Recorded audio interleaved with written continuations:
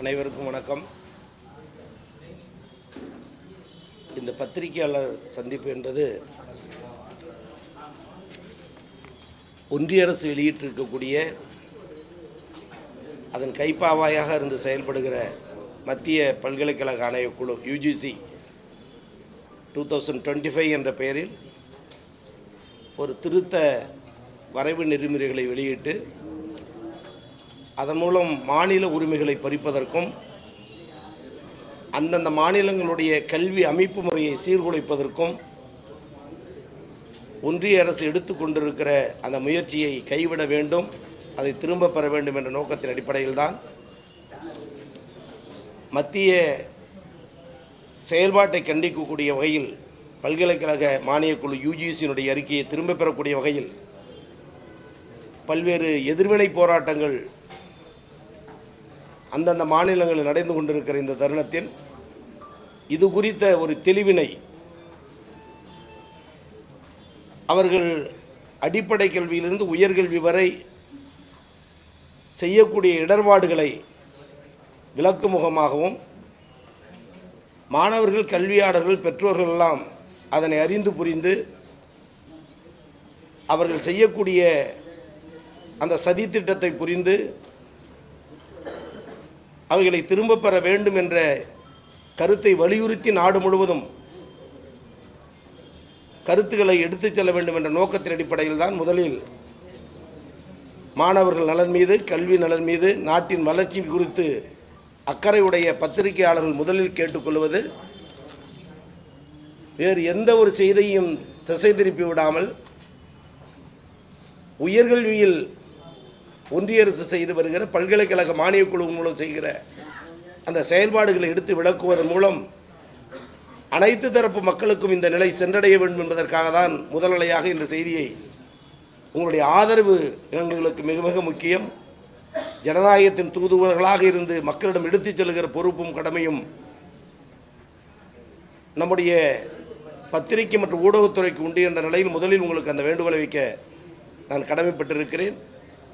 வெவ்வேறு செய்திகள் இதில் திசை திருப்பப்படுமேயானால் அந்த கருத்து சென்றடைவதில் சற்று மேகம் மூட்டம் போல் சற்று இருள் சூழ்ந்து விடுமோ என்ற எண்ணமும் இருக்கிற காரணத்தால் தான் தெளிவான சில கருத்துக்களை தெளிய வைக்க வேண்டிய சூழ்நிலையில் உங்களை எல்லாம் சந்தித்து கொண்டிருக்கிறேன்.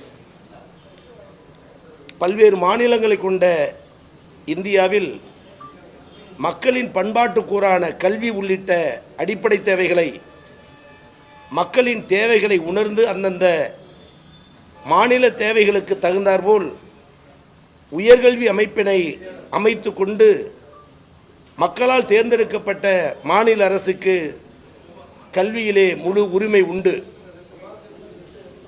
அந்த உரிமைகளை பறிக்கும் முகமாக தான் 6/1/2025 UGC வரைவு நெறிமுறைகள் மாநில உரிமைகளை பறிப்பதாக அமைந்திருக்கிறது. மாநில அரசால் உருவாக்கப்பட்ட பல்கலைக்கழகங்கள் அந்த மாநில மாணவர்களுடைய கல்வி சார்ந்த நிலைப்பாட்டை தெளிவுபடுத்துவதற்காக தான் பல்கலைக்கழகங்கள் இதுவரை செயல்பட்டு கொண்டு வந்திருக்கிறது. அதை தடுப்பதற்காக தான் பல்கலைக்கழகங்களை UGC மூலமாக ஒரு கைப்பற்றுகிற முயற்சியை நாங்கள் சொன்னதை நீங்கள் செய்ய வேண்டும் என்று ஒரு சர்வாதிகார போக்கோடு பல்கலைக்கழகத்தின் மீது திணிக்கக்கூடிய கருத்தை தான் UGCயினுடைய வரைவு நெறிமுறை கொள்கை வெளியிட்டிருக்கிறது. அப்படி வெளியிடப்பட்டிருக்கிற அந்த நெறிமுறைகளில் துணைவேந்தர் நியமனம் எப்படி இருக்க வேண்டும் என்பதிலும் இதுவரை உள்ள நடைமுறைகள் பின்பற்றப்படாமல் நாங்கள் நினைத்ததை செய்ய வேண்டும் என்ற அதிகார போக்கும் துணைவேந்தர் நியமனத்தில் UGC தலையிட்டிருக்கிறது. குறிப்பாக கல்வி சார்ந்த உரிமையியல் அரசியலமைப்பினுடைய ஒத்திசைவு பட்டியலில் உள்ளது. ஆனால் மாநில அரசை கலந்தாலோசிக்காமலேயே அந்த அதிகார வரம்பை கல்விக் கொள்கையில் ஒன்றிய அரசு யூஜிசியில் செய்வதுதான் மாநில உரிமைக்கு விடுக்கப்பட்டிருக்கிற சவால். புதியதாக இதை செய்யுங்கள் என்று மாநில அரசு கேட்கவில்லை. ஒத்திசைவு பற்றியல் என்றால் மாநில அரசை கருத்து கேட்க வேண்டும். எனவே அந்த வகையில் அதிகார வரம்பை மீறி இருக்கிறது யுஜிசி என்பது இந்த நேரத்தில் நாம் கண்டிக்க வேண்டியது. எனவே இதனுடைய தொடர் செயல்பாடுகளை பார்க்கும்போது யுஜிசி மத்திய அரசின் கைப்பாவையாக விளங்குகிறது என தெளிவாக தெரிகிறது. அதில் மற்றொரு சிறப்பு சங்கடம் என்னவென்றால், கல்வியாளர் அல்லாத, கல்வி பணி சாராத அல்லாதவர்கள், அரசு துறை மற்றும் பொதுத்துறை சார்ந்தவர்கள் கூட துணைவேந்தராக நியமிக்கலாம் என்று அவர்கள் வரைவு செய்திருப்பது என்பது கல்வி சார்ந்த சிந்தனையாளர்களுக்கு போடப்பட்ட ஒரு முட்டுக்கட்டை. கல்வி என்பது பொதுத்துறை நிறுவனத்தை நடத்துவதை போல், அரசு துறை நடத்துவதை போல் அல்ல. அதில் இருக்கிற பல்வேறு சங்கடங்கள், தேவைகள், மாணவர் மனநிலை, பாடத்திட்ட வழிமுறை, இவைகளெல்லாம் கூர்ந்து பார்க்கிற பொழுது தொடர்ந்து கல்வி பணி ஆற்றி கொண்டிருப்பவர்கள் தான் துணைவேந்தராக நியமிக்கப்பட்டால் அது சிறப்பாக இருக்கும் என்பதுதான் இதுவரை இருந்து கொண்டிருக்கிற நடைமுறை. கல்வி பணி சாராதவர்களும் துணைவேந்தர் ஆகலாம் என சொல்லி இருப்பது அந்த பல்கலைக்கழகங்களுக்கு ஏற்பட்டிருக்கிற ஒரு முட்டுக்கட்டை என்பதை இந்த நேரத்தில் உணர்கிறோம். அதேபோல் பல நுழைவுகள், பல வெளியேறுதல். பட்டப்படிப்பு என்றால் 3 ஆண்டு, முதுகலை என்றால் 2 ஆண்டு என்ற நிலைமையை மாற்றி 1ஆம் ஆண்டு நுழையலாம், வெளியேறலாம், 2ஆம் ஆண்டு நுழையலாம், வெளியேறலாம் என்று பல நுழைவு, பல வெளியேறுதல் என்பது ஒரு இடைநிற்றலை வலியுறுத்துகிறது. எனவே அதையும் கண்டிக்கின்ற நிலையில்தான் மாநில அரசுகள் பல மாநிலங்களில் முன்வந்திருக்கிறது. தொழிற்கல்வியிலிருந்து பொதுக்கல்விக்கும், பொதுக்கல்வியிலிருந்து தொழிற்கல்விக்கும் இடம்பெயர்தல் இதில் வழிவகை செய்யப்பட்டிருக்கிறது. அது பல இடர்பாடுகளை உருவாக்கும். ஏனென்று சொன்னால், தொழிற்கல்வி என்பதனுடைய பாடத்திட்டம் வேறு, பொதுக்கல்வி என்பதனுடைய பாடத்திட்டம் வேறு. மாறாக இரண்டும் மாறி மாறி படிக்கலாம் என்பது ஒரு ஸ்திரத்தன்மையான தகுதி வாய்ந்த கல்வியை சீர்குலைப்பதாக அமைகிறது. அதேபோல் ஒரே நேரத்தில் 2 இளங்கலைகள் படிக்கலாம், 2 முதுகலைகள் படிக்கலாம் என்பது கல்வியில் முழுமையாக கற்றேன் என்று சொல்லுகிற அந்த உறுதிப்பாட்டை, முழு தகுதியை சீர்குலைப்பதற்காக தான் இதுபோன்ற நெறிமுறைகளை பல்கலைக்கழக மானியக் குழு அமைத்திருக்கிறது என்பது எங்களுக்கு மிகுந்த வருத்தத்தையும் கண்டனத்தையும் தெரிவிக்கக்கூடிய சூழல் எழுந்துள்ளது. எனவே ஒரே நேரத்தில் 2 இளங்கலை, ஒரே நேரத்தில் 2 முதுகலை என்பது சமூக நீதிக்கு எதிரானது. அதோடு ஒரு துறையில் படிக்கிற மாணவன் அந்த துறையை சார்ந்த வேலைக்கு செல்கிற பொழுது குளறுபடியான பாடத்திட்டத்தில் பயிற்சி பெற்ற ஒரு மாணவன் முறையான பணியை, வேலையை அல்லது வேலைக்கு செல்கிற மனநிலையை பெறுகிறான் என்பது அறிய முடியாது. இதுவரை எந்தெந்த துறையில் படிக்கிறார்களோ அந்த துறையை சார்ந்த பணிகளுக்கு சென்றார்கள். அதில் பல விற்பனர்களாக, ஆளுமை மிக்கவர்களாக இருக்கிறார்கள். அப்படித்தான் உயர்கல்வியில் இதுவரை தமிழக அரசு எட்டி இருக்கிறது. புள்ளி விவரங்கள் படி சொல்ல வேண்டுமானால், இந்தியாவில் இருக்கிற மாநிலங்களில் உயர்கல்வியில் தமிழ்நாடு முதலிடம். நாங்கள் 2030 50% தொட வேண்டும் என்பது ஒன்றிய அரசு இலக்கு. ஆனால் இப்பொழுதே 48% மேலாக தமிழக அரசு எட்டி இருக்கிறது. அகில இந்தியாவில் இந்தியா 28% உயர்கல்வியில், தமிழ்நாடு 48. எனவே உயர்நிலையில் இருக்கிற தமிழகத்தின் உயர்கல்வியை சீர்குலைக்கிற முயற்சியாக தான் இன்றைக்கு இதை நாம் கண்காணித்துக் கொண்டிருக்கிறோம், கவனித்துக் கொண்டிருக்கிறோம். அதற்போல இந்த செயல்களை எல்லாம் நீங்கள் செய்யவில்லை என்று சொன்னால் நீங்கள் வழங்கிய, பல்கலைக்கழகம் வழங்கிய பட்டங்கள் செல்லாது. யுஜிசி திட்டங்களில் நடக்கக்கூடிய கூட்டங்களை உங்களே அடைக்க மாட்டோம், நீங்கள் கலந்து கொள்ள முடியாது, சட்ட அங்கீகாரம் செல்லாது. அவர்கள் சொல்லி இருக்கிற மிரட்டல், நாங்கள் சொல்லதை செய்ய வேண்டும், இல்லை என்றால் பட்டங்கள் கிடையாது, நீங்கள் கூட்டங்களில் கலந்து கொள்ளுகிற அங்கீகாரம் கிடையாது, அதோடு பல்கலைக்கழகத்துடைய அங்கீகாரமும் செல்லாது என்று சொல்லுகிற செயல்கள் எல்லாம் ஒரு மிரட்டலை, சர்வாதிகாரத்தை நமக்கு நிலைநிறுத்துகிறது. இதையெல்லாம் புரிந்துதான் தமிழ்நாடு முதலமைச்சர் உயர்கல்வியின் உச்சநிலை அடைய வேண்டும் என்று எண்ணுகிற தமிழ்நாடு முதலமைச்சர் மாண்புமிகு தளபதி அவர்கள் 9/1/2025 அன்று தமிழ்நாடு சட்டமன்றத்தில் தீர்மானத்தை நிறைவேற்றி ஒன்றிய கல்வித்துறை அமைச்சருக்கு அனுப்பி வைத்தார். முதலமைச்சருடைய கோரிக்கையை ஏற்று கேரள சட்டமன்றத்தில் தீர்மானம் நிறைவேற்றப்பட்டிருக்கிறது. தெலுங்கானா முதல்வர் மாண்புமிகு ரேவந்த் ரெட்டி அவர்கள் யுஜிசியினுடைய புதிய நெறிமுறைகளை எதிர்த்திருக்கிறார். எனவே மீண்டும் மீண்டும் சொல்லுவது, மத்திய அரசு ஒன்றிய அரசு கொண்டு வந்திருக்கிற இந்த திணிப்பை, பல்கலைக்கழகத்தின் மூலம் திணிக்கக்கூடிய திணிப்பை தமிழக அரசு ஒருபோதும் பின்வாங்காது. அதை திரும்ப பெறும் வரை தொடர்ந்து போராடும். அதற்கான பணிகளை தமிழ்நாடு முதலமைச்சர் தெள்ளந்தெளிவாக உருவாக்கி இருக்கிறார். பல்கலைக்கழகங்களை கொண்டு வர வேண்டும் என்று தீர்மானிப்பது மாநில அரசு, இடம் தருவது மாநில அரசு, கட்டிடம் கட்டுவது மாநில அரசு, அதற்கான ஊதியம் ஓய்வூதியம் வழங்குவது மாநில அரசு. ஆனால் துணைவேந்தர் நியமனத்தில் அந்த மாநில அரசின் பிரதிநிதி இல்லை என்று சொல்வது எப்பேற்பட்ட ஒரு சங்கடத்தை, சூழ்நிலையை ஒரு அரசுக்கு மத்திய பல்கலைக்கழக குழு, மானிய பல்கலைக்கழக குழு உருவாக்கி இருக்கிறது என்பதை இந்த நேரத்தில் புரிந்து கொண்டு எதிர்வரும் 5/2/25க்குள் கருத்துக்களை சொல்ல வேண்டும் என அவர்கள் சொல்லியிருக்கிறார்கள். மாநிலம் முழுவதும் அதற்கான எதிர்ப்பு கருத்துக்களை மாணவர்கள், கல்வியாளர்கள், சான்றோர்கள், ஆசிரியர்கள், பெற்றோர்கள் என்று எல்லோரும் சொல்லிய வண்ணம் இருக்கிறார்கள்.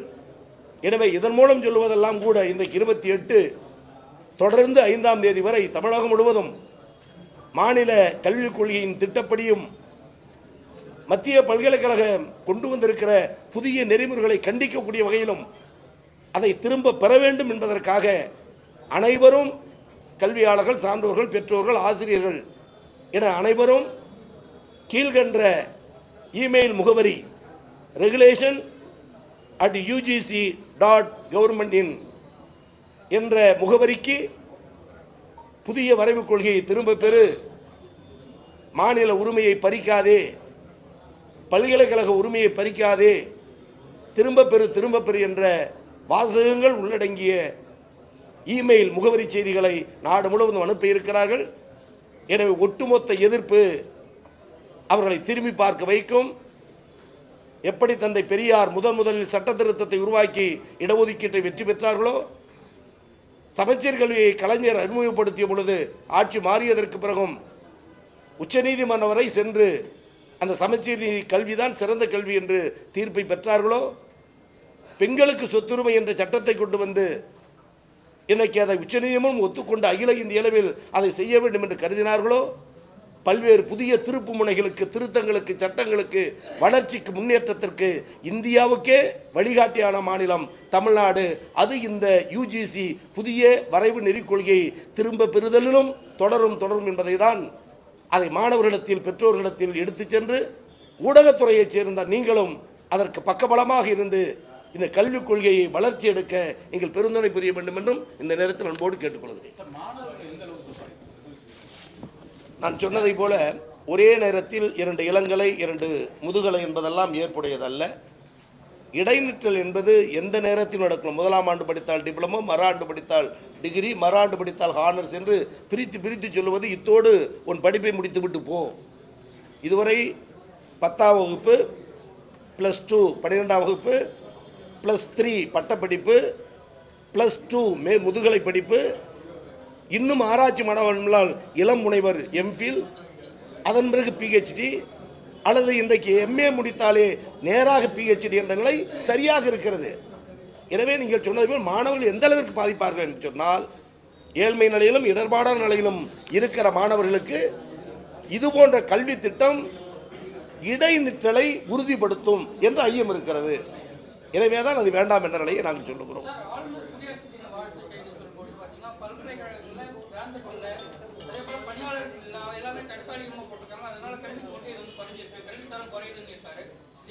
புதிய நெறிமுறை கொள்கைகளை மக்கள் மத்தியிலும் எல்லோர் மத்தியிலும் எடுத்துச் செல்ல வேண்டும் என்ற நோக்கத்தில் தான் நாங்கள் இவ்வளவு செய்திகளை சொல்லியிருக்கிறோம். ஆனால் அதை சார்ந்த கருத்தாக இருக்கிறால் தலைப்புச் செய்தியாக கூட அது மாறிவிடக்கூடாது என்பதில் கொஞ்சம் கவனமாகவும் இருக்கிறேன்.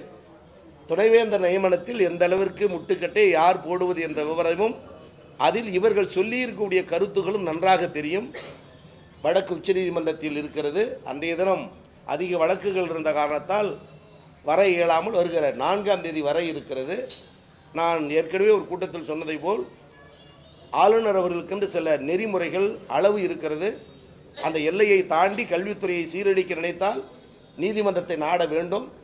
அப்படி நாடுகிற பொழுது அது நாடி சில செய்திகளை உச்சநீதிமன்றம் வழிவகுத்து விட்டால் ஆளுநர் பொறுப்புக்கு அழகல்ல என்ற வார்த்தையை சொல்லியிருந்தும் தொடர்ந்து அவர் சொல்லிய காரணத்தால் இன்றைக்கு உச்சநீதிமன்றத்தில் அதற்கு வழக்கு நிலுவையிலும் இருக்கிறது. எனவே துணைவேந்தர் நியமனத்தில் இதுவரை செய்து கொண்டிருந்த நெறிமுறைகள் சரியானதுதான். அவர்கள் ஒன்றிய அரசின் ஏஜெண்டை போல் செயல்படுத்த வேண்டும் என்று அவர் கருதுகிறார்கள். அவர்களே ஒரு நியமனம், அவருக்கு அதிகாரம் அடைத்த நியமனத்தை நியமிப்பாராம். மக்களால் தேர்ந்தெடுக்கப்பட்ட மக்கள் பிரதிநிதித்துவ நியமனத்தை நிராகரிப்பார்களாம். அதனால் துணைவேந்தர் பொறுப்புக்கு நியமிப்பதில் தடை ஏற்படுமையானால் அந்த தடைகளை உடைத்தெறிந்து இந்த உயர்கல்வியை பாதுகாக்கிற பெரும் கடமையும் பொறுப்பும் நிச்சயமாக எங்கள் தமிழ்நாடு முதலமைச்சர் செய்வார்.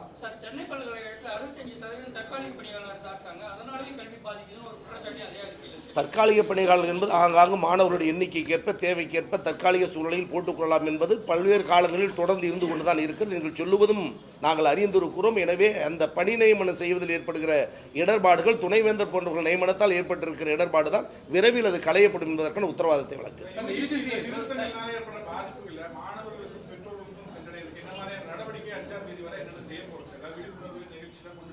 ஆங்காங்கு இன்றைக்கு கூட தலைநகர் சென்னையிலே அதற்கான விழிப்புணர்வு கருத்தரங்கு நிகழ்ச்சி மாலை 5 மணிக்கு நடைபெறுகிறது.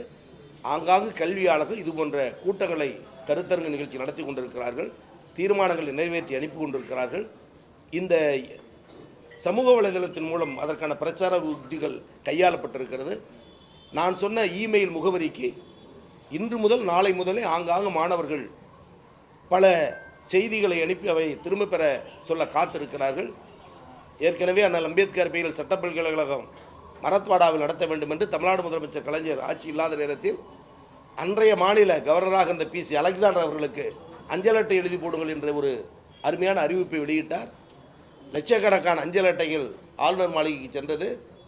அதன் பிறகு அவர் பிறந்த மராட்டிய மாநிலத்தில் அம்பேத்கர் சட்ட பல்கலைக்கழகம் என்று அவருடைய பெயரிலேயே கல்லூரிக்கும் பல்கலைக்கும் பெயர் சூட்டப்பட்டது. எனவே தமிழகத்திலிருந்து கிளம்புகிற எதிர்ப்பு இந்தியாவை உற்று நோக்கும், திரும்பி பார்க்க வைக்கும்.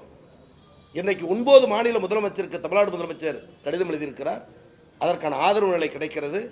நாளை முதல் இன்னும் விழிப்புணர்வாக ஆளுநருக்கும் எப்படி நாம் ஏற்கனவே செய்தி அனுப்பி ஒரு புதிய வெற்றியை கண்டோமே அதேபோல் நம்முடைய UGCயினுடைய அமைப்புக்கும் அவருடைய நிர்வாகத்திற்கும் நாங்கள் எதிர்கருத்துக்களை அனுப்பி அதற்கான ஆதரவு பெறுவதற்கு நாங்கள் இருக்கிறோம். எனவே regulation@ugc.com என்ற பெயரில் அதிகமான எதிர்ப்பு கருத்துக்கள் திரும்ப பெற வேண்டும் என்ற கோரிக்கைகளை நாம் அனுப்ப இருக்கிறோம். மாணவர்கள் கோரிக்கை என்பது இன்றைக்கு பரவலாக கிளர்ந்திருக்கிறது. இதன் மூலம் இன்னும் விழிப்புணர்வு உருவாக்குகிறோம். அதுக்காக தூண்டுகிறோம் என்ற பொருள் அல்ல. இதன் பாதிப்பை சொல்லுகிறோம். பாதிப்பை உணர்ந்தவர்கள் அதற்கான வழிகாட்டுதலை செய்யும்.